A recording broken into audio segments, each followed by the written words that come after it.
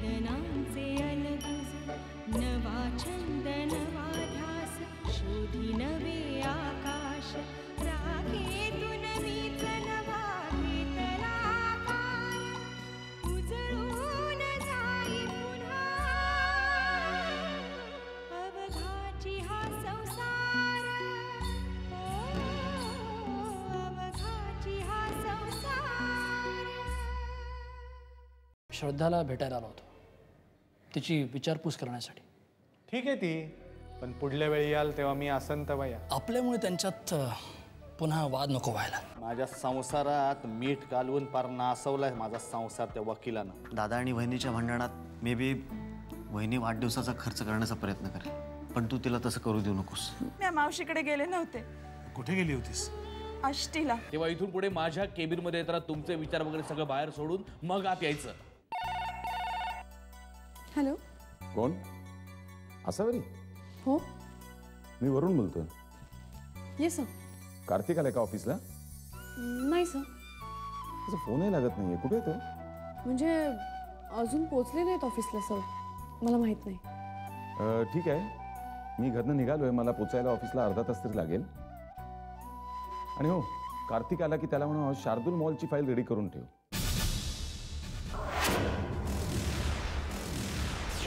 काय? त्याला सांगा शार्दूल मॉलची फाईल रेडी करून ठेव म्हणून. हॅलो.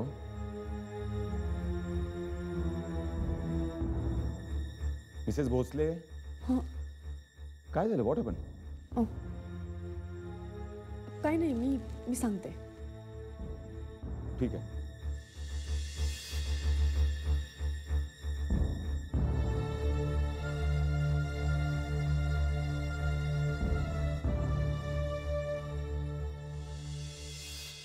मला माफ करा गुरुजी, मी खोटं बोलले तुमच्याशी. मी खूप वाईट आहे. नाही बेटा, तू वाईट नाहीयेस. हे जग वाईट आहे. म्हणूनच तुझ्यासारख्या निष्पाप मुलीला खोटं बोलावं लागतंय. आणि तरीही तू या कोणालाही न जुमानता माझ्यापाशी कबूल केलंस, सत्याचा मार्ग स्वीकारलास, हेच खूप आहे. अगं भल्या भल्या माणसांना जमत नाहीये. पण गुरुजी, या तुमच्यासारख्या देव माणसाशी खोटं बोलले. तुम्ही मला शिक्षा द्या, छडीनं मारा मला. पूर्णा, तुला तुझ्या चुकीची जाणीव झाली, पश्चात्ताप झाला, हीच शिक्षा आहे, दुसरं काय. आणि म्हणूनच मी तुला ओरडलो नाही, तुला रागवलो नाही. स्वतःच्या चुकांची जाणीव होणं हेच महत्वाचं असतं. पण गुरुजी, तुम्ही मला माफ केलं ना? हो, केलं माफ मी तुला. आणि मला शाळेतनं नाही ना काढणार? नाही बेटा, तुला शाळेतून काढणार नाही मी. आता हे सगळं विसर आणि अभ्यासाला लाग. यंदाच्या परीक्षेत चांगले मार्क मिळवून पास व्हायचंय तुला. पहिला नंबर आणायचा आहे तुला. जा घरी जा बेटा, आणि उद्या शाळेत ये. जा.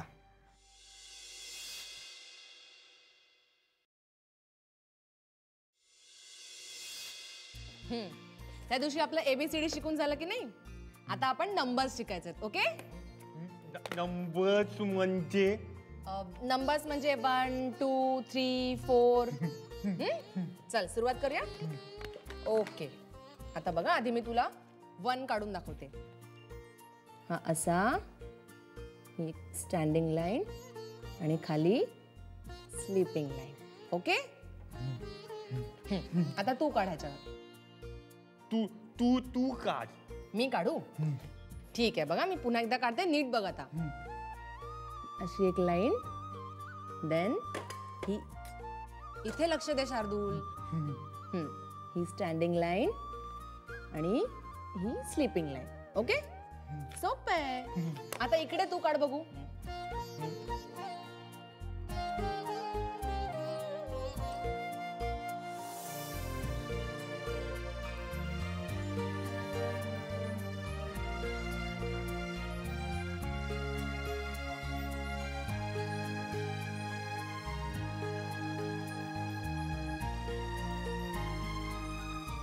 शार्दूलचा अभ्यास चालला वाटतं. हे का तुम्ही? हो, शिल्पा छान ट्रेन करते त्याला आता. असंच नीट शिकत राहिला तर चांगला सुधारेल तो लवकरच. हो. बरं, त्या हर्षवर्धनच्या नोटीसचं काय झालं? हां, ती नोटीस तयार झाली आहे, पण त्या संदर्भातच तुझ्याशी थोडंसं डिस्कस करायचं होतं. काका हो, आता नोटीस तुम्हीच तयार केली आहे म्हटल्यानंतर डिस्कस काय करायचं आहे? बरोबरच असणार आहे. हो, पण दादांची कंपनी सध्या तूच बघतेस ना, मग तुला सगळं माहिती असायला हवं काय? बरं, सांगा.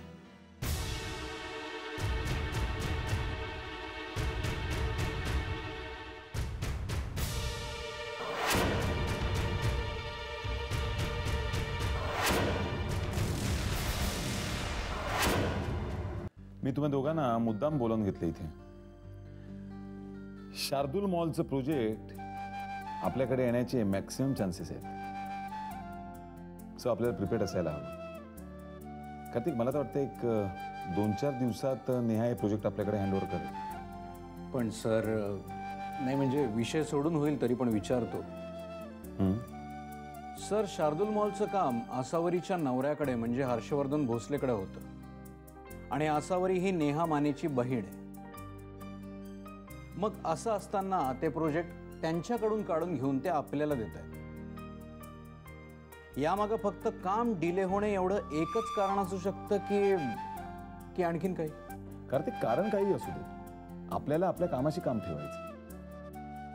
नेहा मानेनी त्यांच्याकडून हे काम ऑफिशियल कारणावरून काढून घेतलंय की पर्सनल भांडणावरून, त्याच्याशी आपल्याला काही देणं घेणं नाही. We have to concentrate on our work. जे काम आपल्याला मिळाले त्याचं सोनं कसं करता येईल याचा आपल्याला विचार करायला हवा. ते कोणी दिले, का दिले, कशासाठी दिले याचा आपला काही संबंध नाही. Right sir. Divya. Yes sir. कामाची सगळी तयारी आधीपासून असायला हवी. इंजिनियर, वर्कर्स, लागणारं सगळं मटेरियल आधीच तयार पाहिजे. कुठल्याही कारणासाठी काम खोळंबता कामा नये. Yes sir. आणि लागल्यास या प्रोजेक्टमध्ये आसावरीला मदतीला घे. पण सर, आसावरी तर... डोंट वरी, माझा तिच्यावरती पूर्ण विश्वास आहे आणि तसाही तिच्याकडून आपल्याला काहीच धोका नाही. तर नेहाकडनं ग्रीन सिग्नल मिळाला की कामाला सुरुवात करूया आपण. Okay sir. राईट. येऊ मी सर. या.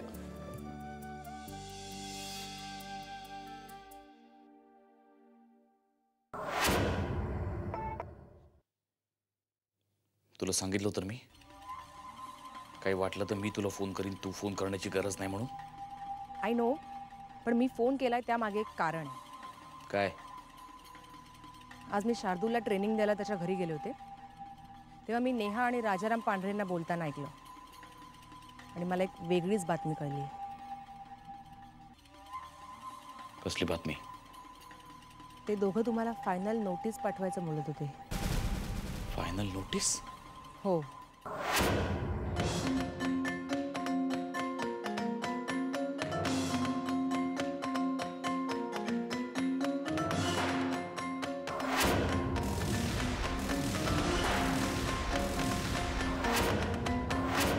मला हे सगळं कळलं म्हणून ताबडतोब तुम्हाला फोन करून कळवलं. Good, very good. आणि थँक्स. तुला या कामाचा मोबदला नक्कीच मिळेल, पण त्याआधी मला त्या नेहाशी एकदा बोलावं लागेल. आणि आणखी एक गोष्ट पुन्हा एकदा तुला सांगतोय, आपल्यात जे काही चाललंय ते इतर कोणालाही कळता कामा नये, समजलं? चल, ठेव आता. बाय.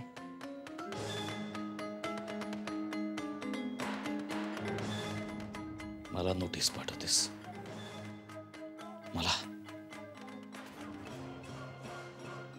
तू बघ आता मी काय करतो ते. बघत राहा फक्त.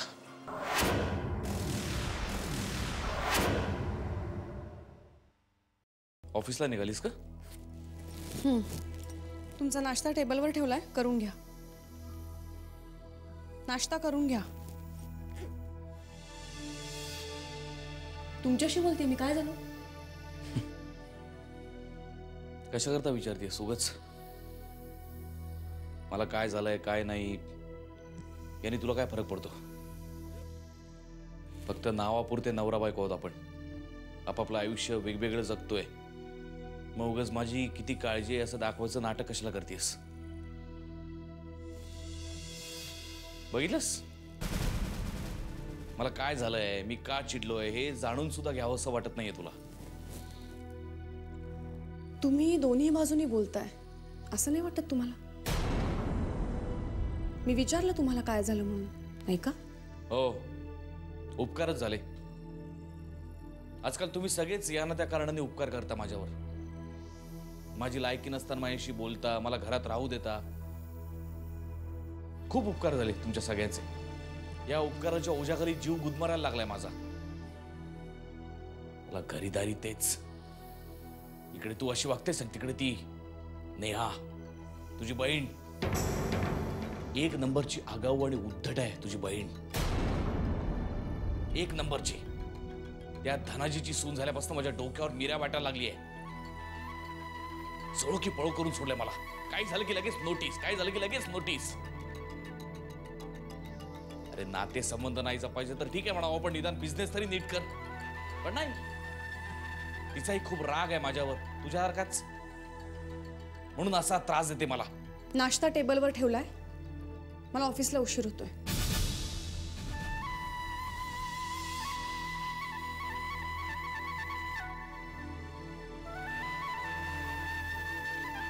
सगळे सगळे पाठ फिरवा माझ्याकडे, सगळे. पण एक लक्षात ठेवा, हा हर्षवर्धन भोसले एकटा पुरून उरेल सगळ्यांना. साली मला फायनल नोटीस पाठवते काय? आता बघ मी काय करतो ते. नाही त्या धनाजीराव मानेच्या सुनेचा माज उतरवला ना तर हर्षवर्धन भोसले नाव नाही लावणार.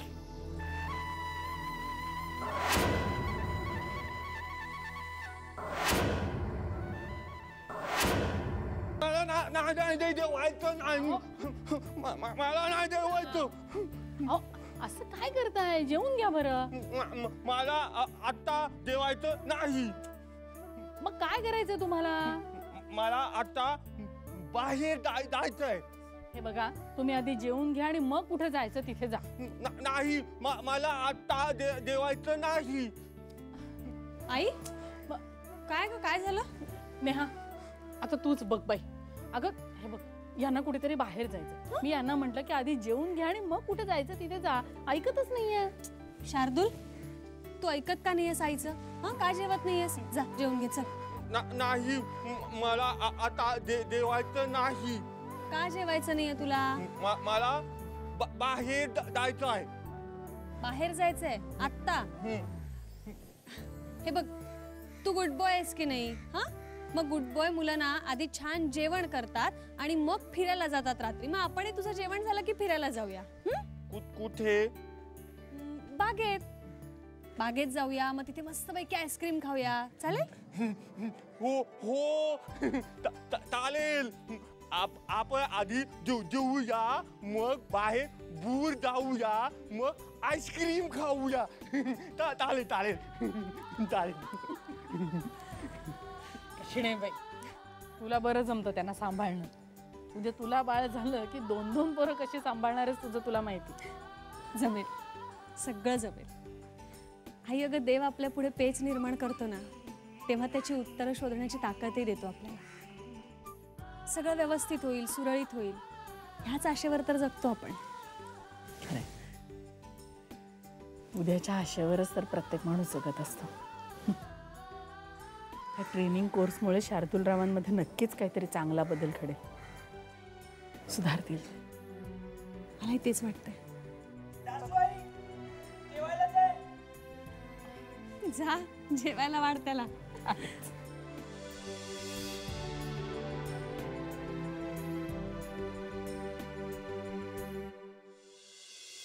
माधवराव, तुम्ही आष्टीला पूर्णाला घेऊन गेला होतात? पूर्णाने मला सांगितलंय सगळं. तसं नाही मास्तर, पण तुम्ही पूर्णाच्या हितासाठी हे सगळं केलं ते चांगलं आहे, पण तुम्ही त्यासाठी माझ्याशी खोटं बोललात का? माझ्यावर विश्वास नाही आहे तुमचा? तसं नाही मला विश्वासात घेऊन हे सगळं सांगितलं असतं तर मी नाही म्हटलं असतं का? माधवराव, पूर्णा मला माझ्या मुलीसारखी आहे. तिच्या हितासाठी मी एवढं नक्कीच करू शकलो असतो. पण तुम्ही माझ्याशी खोटं बोललात ना, याचं मला वाईट वाटलं. मास्तर, मला माफ करा. मी तुमच्याशी खोटं बोललो, खरंच चूक झाली माझी. मला क्षमा करा मास्तर. माधवराव, मास्तर, मी तुमच्याशी खोटं बोललो, पण त्याच्या मागे एक कारण आहे. त्या रणपिसीची माणसं पूर्णेच्या मागावर होती. हां, त्यांना या प्रकरणाचा चुगा लागला असता तर त्यांनी तुम्हाला या प्रकरणात गोवलं असतं. हां, म्हणून मास्तर, मी या प्रकरणाविषयी कोणालाच काही कळू दिलं नाही. खरंच चुकलंच माझं. मी तुमच्याशी खोटं बोललो, मी पाप केलं मास्तर. मला माफ करा. माधवराव, तुम्ही पूर्णाच्या हितासाठी हे सगळं केलंय. कुणाच्या तरी फायद्यासाठी तुम्ही खोटं बोलला. एखाद्या चांगल्या गोष्टीसाठी खोटं बोलणं हे पाप नसतं, वाईट नसतं. तुम्ही मला माफ केलं मास्तर? हो, केलं, माफ केलं. आता ते सगळं विसरा. शाळेच्या कामाला लागायला हवं. शाळेत मुलांची संख्या वाढतेय. त्यांना शिक्षणाच्या आणखीन सोयी उपलब्ध करून द्यायला हव्यात. तुम्ही काही काळजी करू नका, मी बघतो काय करायचं ते. तुम्ही खरंच मला माफ केलं ना? केलं माधवराव. बरं, येतो मी. बाय.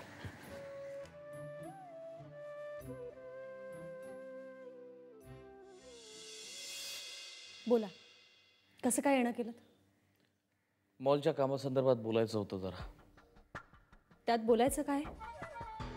तुम्हाला जी मुदत दिली आहे त्या मुदतीत तुम्ही काम पूर्ण करायचंय. नाहीतर काय? नाहीतर काय? काम काढून घ्याल माझ्याकडून? तशी नोटीस सुद्धा पाठवणार आहात तुम्ही मला, हो ना?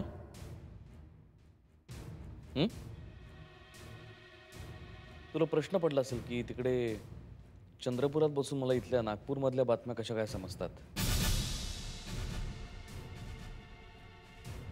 या अशा बातम्या गोळा करणं, अशी माहिती मिळवणं,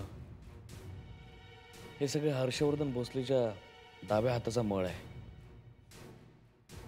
या असल्या माहित्या गोळा करत बसण्यापेक्षा मॉलचं काम पूर्ण करण्याकडे लक्ष दिलं तर वेळेचा सदुपयोग होईल, असं नाही वाटत तुम्हाला? मी काय करायचं, काय करायचं नाही हे तू मला शिकवू नकोस. या प्रोफेशनमध्ये खूप लहान आहेस तू, अजून बच्ची आहेस. फक्त धनाजी मानेंशी संबंध जोडले गेले म्हणजे तू काय फार कोणी मोठी होत नाहीस. त्या असल्या नोटिशी वगैरे पाठवताना इथून पुढे जरा विचार करत जा.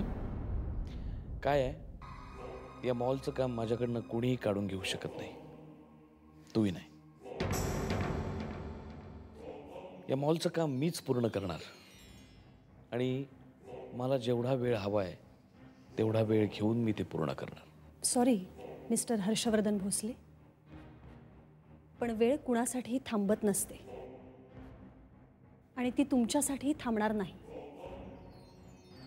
जर तुम्ही दिलेल्या वेळेत काम पूर्ण केलं नाहीत तर तुम्हाला हे काम सोडावं लागेल आणि तशी नोटीसही तुम्हाला 2 दिवसात पाठवली जाईल. अच्छा,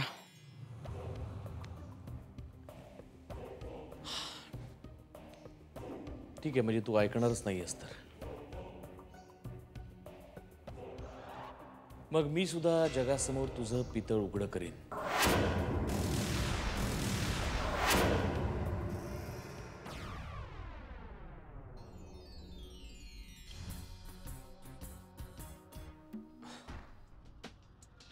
तुमच्या लग्नाच्या आधी शार्दूलनी तुझ्यावरती बलात्कार केला होता आणि त्यात तू प्रेग्नंट राहिलीस आणि म्हणून धनाजी मानेंनी नाईलाजाने तुमचं लग्न लावून दिलं.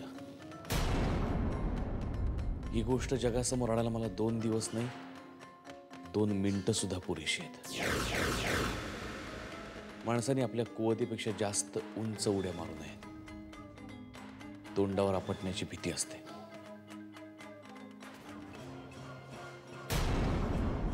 पाठव नोटीस.